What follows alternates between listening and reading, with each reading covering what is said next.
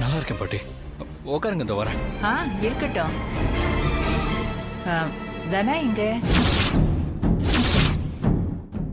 பாட்டி, தனா வந்து மார்க்கெட்டுக்கு போயிருக்கா. நானும் அவளை பார்க்க தான் வந்தேன். ஆனா மார்க்கெட்டுக்கு போயிருக்கான்னு கதிர் தான் சொன்னான்.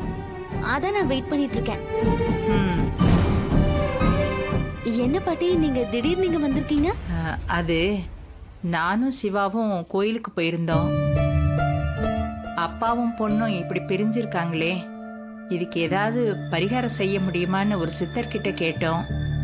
அவரு ஒரு பரிகாரம் சொல்லியிருக்காருமா. பரிகாரமா? ஆமாண்டா. தனாவுக்கு ஏதோ புத்திர தோஷம் இருக்கான். அதனால அவ நாளைக்கு புத்திர யாகம் பண்ணா அதன் பலனா திரும்பவும் அப்பாவும் பொண்ணு ஒண்ணு சேர்ந்துருவாங்கன்னு அந்த சித்தர் சொன்னாரு. அதான் சிவா யாகத்துக்கு தேவையான பொருள் எல்லாம் வாங்க போயிருக்கான்.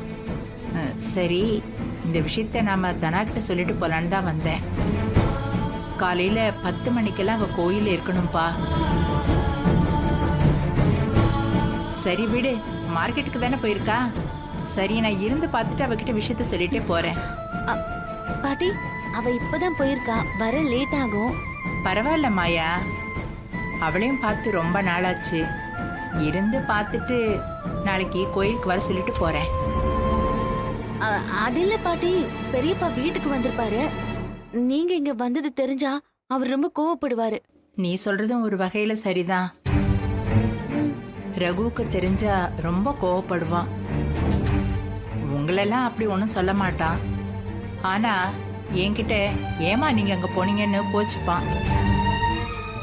சரி, நான் ரகு வரத்துக்கு முன்னாடி வீட்டுக்கு போயிடுறேன்.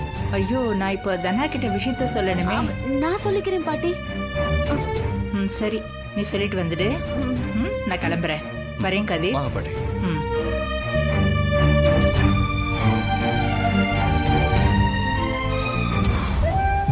என்ன கதிர், பாட்டி இப்படி சொல்லிட்டு போறாங்க? பெரியப்பா கூட தனா செய்யறதுக்கு ஒரு வாய்ப்பு கிடைச்சிருக்கு.